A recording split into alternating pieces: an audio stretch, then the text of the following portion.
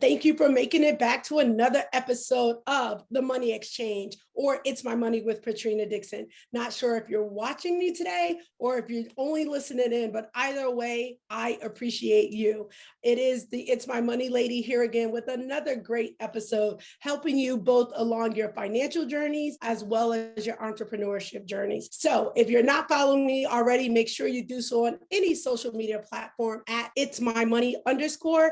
And if you haven't followed or subscribed, make sure you hit that button. I would truly appreciate that. And it also informs you of when another episode is dropped. And with me today, I have Miss Terré Holmes. Hey, Terré, how are you? Hey, Patrina, I'm great. Thanks so much for having me. I'm so excited about our topic. Terré and I are going to talk about the why and the how to maximize your money through real estate investing. So Terré, tell them just start off right away before they even know more about you. Why is it important to do this? Well, for one, African-American women represent 90% of the wealth of white men in this country.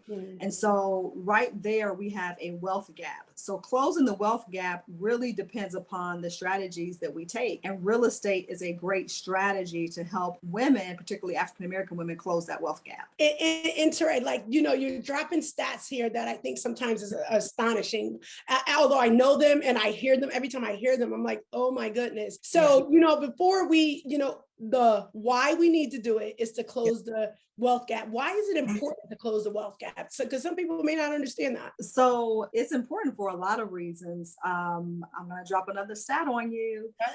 So according to the Urban Institute, which is basically a research organization, a nonprofit organization, African-American women also represent the largest heads of households in the country. So from 1990 to 2019, that grew to 60.2%. So if I'm representing the largest number of heads of household, and we know what that means because you do your taxes, right? That means that you account for 50% or more of the expenses of the household. That means that you're taking care of a dependent, and that means that you are single. Yeah. And so with that statistic alone, that also means that you need to have more income coming in because you are responsible for not just yourself, but you're responsible for someone else. Absolutely. So closing the wealth gap, Patrina, is not just some fancy statistic that was thrown out. Goldman Sachs actually did the research, and that's what they came up with, that African Americans owned less than 90% of the wealth of white men in this country. But we also know from the Urban Institute, we're representing more heads of households than any other group of women in our country. So we need the income. It's not just about closing the wealth gap, is that we need that income. We need more streams of income. We need more income, what they call sleep coins, right? Money that we can make during our sleep, right? Yes, that's my favorite, the passive income. I love that. Absolutely. Yeah. Wake up, look at my phone and the notifications of the income received. I love it. Yes.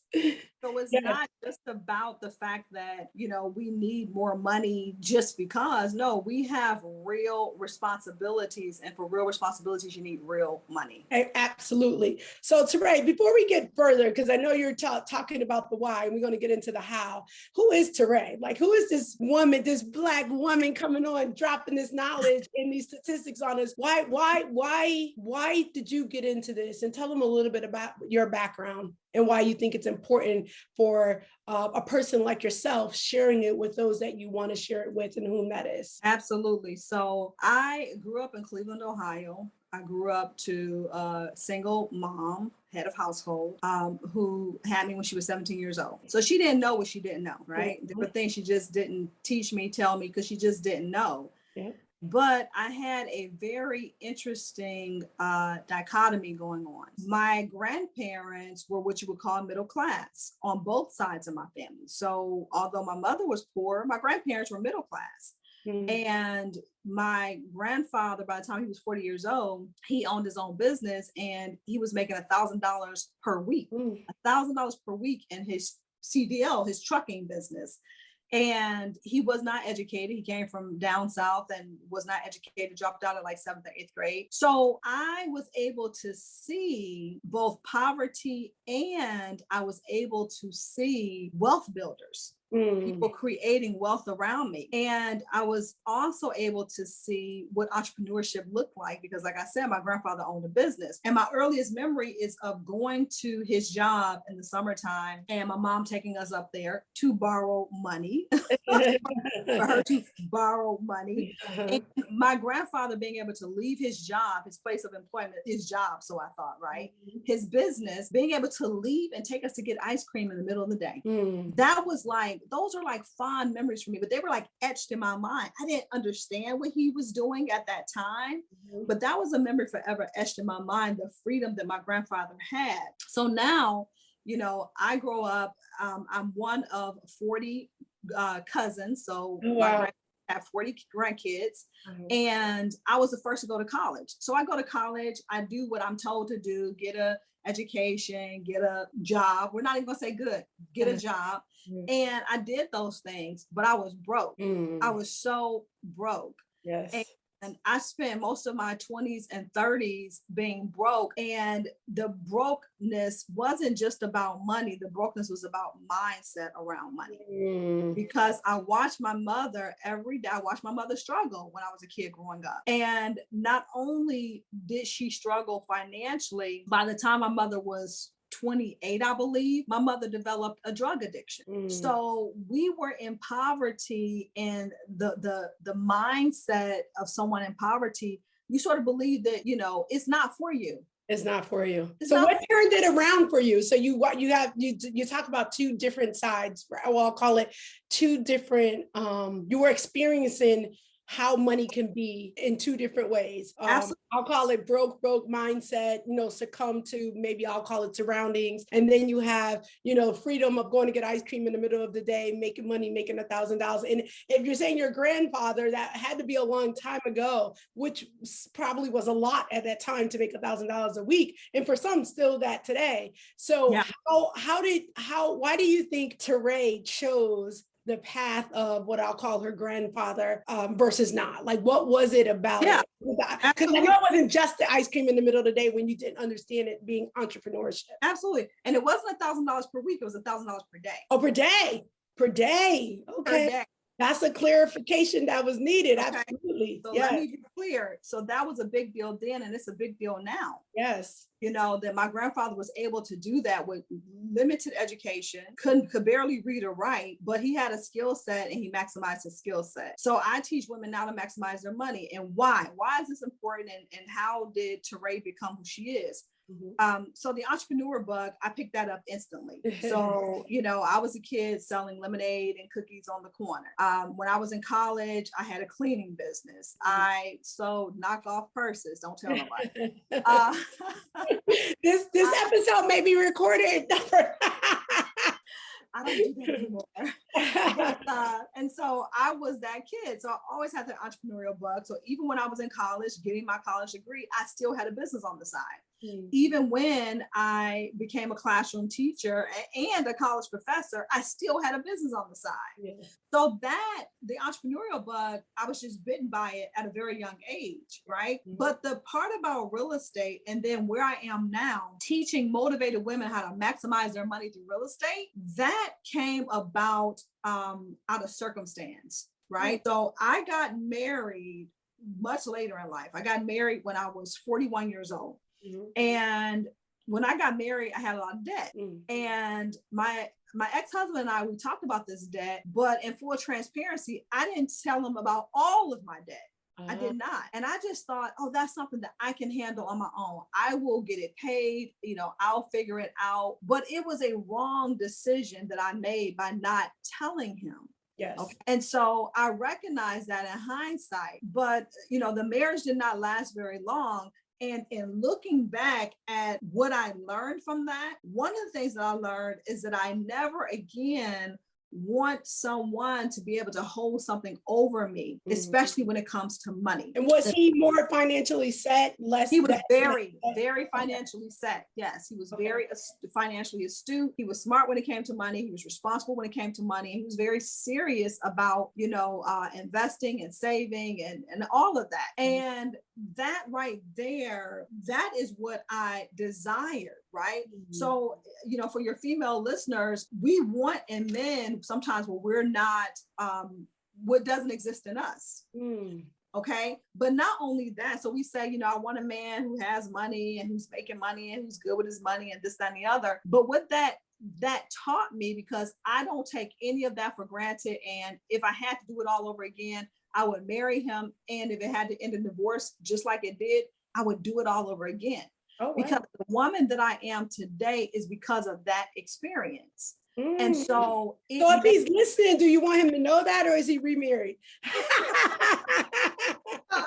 Girl, don't start no trouble. Don't start no. Listen, okay, I digress, because this show is about what it's about. Let me stay focused with you now.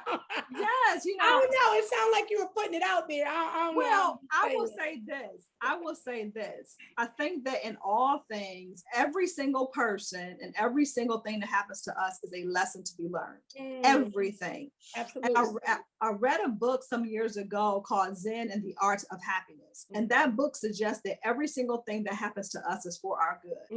And if you believe that every single thing that happens to you is for your good, then you can't see anything else. Yes. So that marriage, that relationship was for my good, because I would not be standing here so passionate about my work and teaching women how to maximize their money through real estate. Because I realized that, if we have to be the heads of households, and if we have to work equally as men do, we have to do better with the money that we have. And doing better means being more educated. Yes. Doing better means that that we make some sacrifices. Doing better means that if I want a mate who is doing X, I also need to be doing X or better. That's my philosophy. That's what I learned. And so no, I don't want him back. She just had to put that out there. Okay, she's making sure that that's clear. So let's go. Let me bring it back in. So you specifically are saying motivated women. You're not saying women. You're saying motivated women. You're teaching them how to maximize their money through real estate. So unpack that a little bit. So motivated women, why not just women? And then go into how do they maximize their money through real estate? So I am so happy that you caught on to that, because one word changes everything. I was a business coach 5-6 years ago. I'm a certified life coach, and I've been in business and doing business for almost 15 years. So some form of business, some form of sales. And so coming out of being a business coach and coming into the real estate space, I'm also a licensed real estate agent for the state of Maryland. So coming into this real estate space and then still coaching, I realized that when I was coaching and doing business coaching, that I was dragging people along, pulling teeth, trying to get people to see what I saw that they didn't want to see, or even if they saw it, they didn't want to acknowledge it. That is a job in and of itself. So now I have a job on top of a job. Right? I have a task on top of a task. I have a task of not just getting you motivated to get your business started, but also getting you motivated to believe that you can do it, right? Yes. So motivated women, I don't have to do that with them. They're already motivated and ready. So I'm looking for women and looking to partner with women and teach women who are motivated and ready for a change. Not someone that I have to convince that it's time for a change. Those women that I have to convince over time, if they follow me on social media, if they follow my, go on my website and they follow the work that we're doing, and they get involved in our events and get involved in our trainings and everything, those women will become convinced just because they're in the environment, right?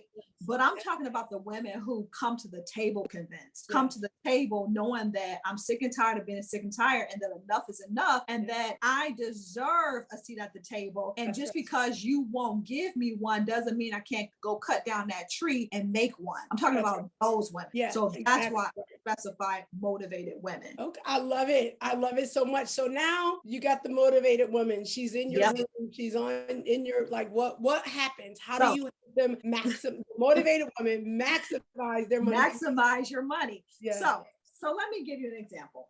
Before Airbnb was this huge thing, when it first got started, I was trying to figure out a way. I had a break, and we were renting a 3-bedroom, 2-bath condo. And this was in Chicago. And I was in the neighborhood of the University of Chicago. So there was a University of Chicago, which is a research hospital. And then there was the university, it was Illinois State University or Illinois, University of Illinois, something like that. So anyway, there's Rush Hospital. So I looked up, what can I do with a spare bedroom? And lo and behold, Airbnb popped up. Now, none of my friends were hip to Airbnb at the time. And when I started doing it, my very first guest was a guy who was coming from Italy. He had never been to the States in his life, and he was coming to take a class downtown Chicago. He needed a place to stay until his permanent housing came on board. My friends thought I was crazy.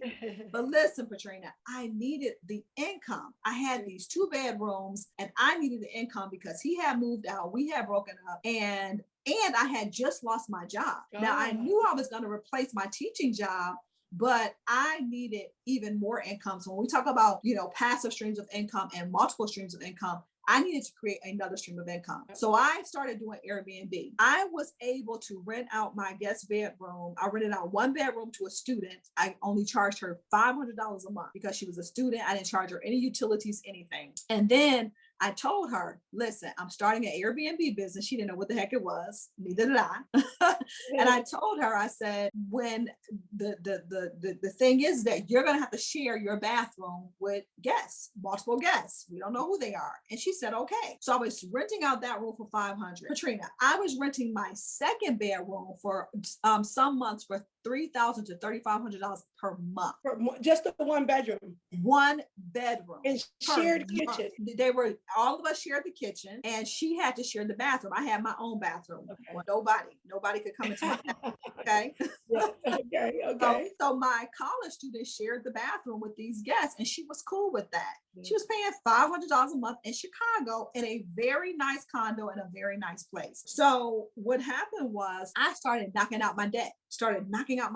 And but here is when we're talking about maximizing our money and maximizing our opportunities, I was able to now maximize my money and start knocking down my debt because I was willing to be uncomfortable for a period of time. I love it. And that's one way. So I'm not telling your listeners anything new when it comes to short-term rentals. But what I am saying is that the way in which you maximize your money through real estate is that you look at different ways to get into the real estate game so that I can now take the money I'm making and have that money go make money for me, go do something else for me, go and pay down debt while I'm maximizing my money or making money in another area. Okay, so when I first read this, so you're talking about, so I love how you broke this down, because when I read this, and others may do the same, through real estate investing, I was thinking of purchasing. We're not there yet. I'm sorry.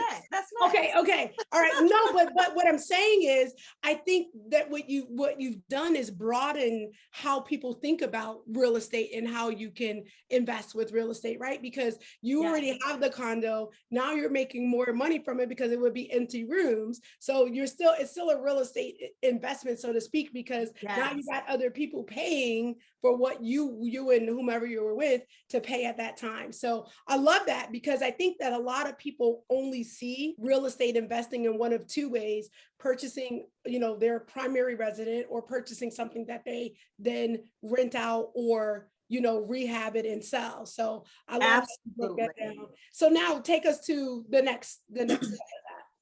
So we know that, okay, short-term rental is a way that we can make money in real estate. And even if you don't want to rent your own place out, you can go to homeowners who are renting their homes, right? So you can go to them. You need to set up a legit business and have a website and just set up a legit business. And you can go to them and say, listen, instead of renting this house to a typical renter who's going to put typical wear and tear on your house, rent it out to me. I'm a business. I'm XYZ business, and I create short-term rental properties using other people's property. So they call that rental arbitrage, right? Mm-hmm. So you're able to now, you don't have to buy that property to be able to maximize the opportunities of that property. And you create a relationship with that owner, and you take over the mortgage and you pay something extra. So even if the market rent is $1,200, you may offer them $1,400 instead. But you also offer them, hey, I'll take care of expenses up until X amount of dollars. I'll make sure that all of the,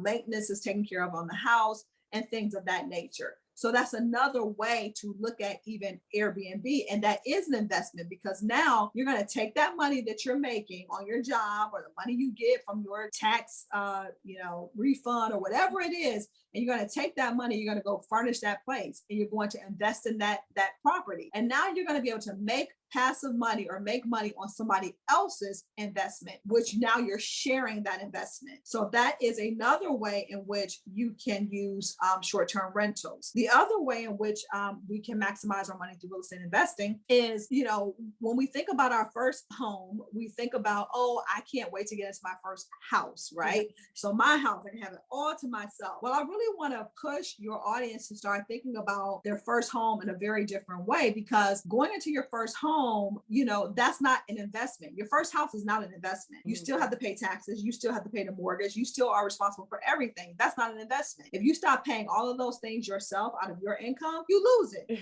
An investment is when someone else is paying those things. Someone else is paying the mortgages, the tax, the insurance, and all of that. Yep. So it's not your first property that's an investment. It's your second, your third, your fourth, and so on. That's your investment. So what you want to do is your very first property should be a multifamily, because what happens is that the government, through a loan program called FHA, allows you to put down 3.5% on your first property, and you can buy up to 4 units in any city USA. So now, instead of buying your first dream, did you say any city USA? NT City USA. I love it. Yes, okay. USA. Yes, I love it. Okay, I'm sorry, go ahead. In any city USA, you can now go and get yourself an FHA loan, 3.5%. That's a first-time home buyer's loan. Now, some people may be asking, well, what if I already owned a house before and I don't own a house now? You are a first-time home buyer. But what you can also do, if you own a house right now, you can actually transfer that house over into an LLC. So that makes you a first-time home buyer all over again. So your LLC owns that house, and now you can go and get that loan in your name as a first-time home buyer. Your credit score only has to be about 640, and you only have to bring 3.5% down. So if you're looking at $100,000 multifamily, you're only bringing 3.5% down, which is basically $3,500 plus your closing costs. So let's just say you're all in at $6,000-7,000. So you may be saying, well, Terré, where in the heck do you get a multifamily for $100,000? I'm glad you asked. So I'm sitting here like, yeah, where? No, you get a multifamily for $100,000 in Midwestern cities. So we're talking about cities like Cleveland, Ohio, where I'm from. That's where most of my investors are. So most of the folks that I'm working with, because I'm also a real estate wholesaler, and so most of the investors that I work with are in Cleveland. So in inner city Cleveland, you can get a multifamily for 100,000, 150,000, in some of the suburbs and in other parts of Cleveland. And so in addition to that, you can get a multifamily outside of Cleveland, like Akron, Ohio, I believe even in Columbus, Ohio, it is not like at 100, but under 200,000. You can also go into Baltimore, Maryland, which is a huge area for investors right now. Baltimore is a little sketchy because it's a lot of streets that are blighted. So you have to really know that market or work with someone who does, but that's also an area in which you can look at getting 2 families. And then the beauty of it, Patrina, that a lot of people don't know, is that they use the income from your monthly payments from your tenants, right? The rental income, they use that towards your income. And I believe it's at 70%.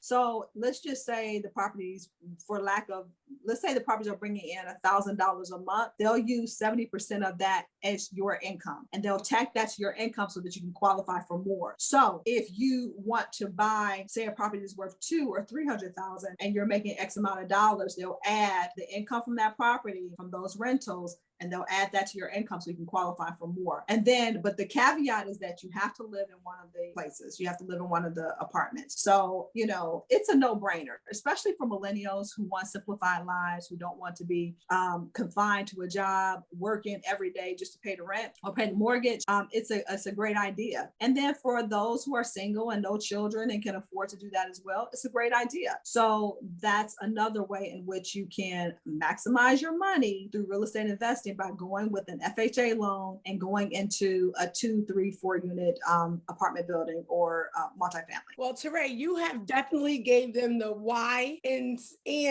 3 examples of a how. So if people wanted to hear more from you, wanted to follow you, where would they go and do that? They would go to terreholmes.com. And so I always say that's Terry without an I. Terreholmes.com. Also, it's at Terré Holmes on Instagram and on Facebook. I'm the Terré Holmes. But I also run a Facebook group that we're building where we are teaching those motivated women how to maximize their money. And that Facebook group is called Women Building Wealth Through Real Estate.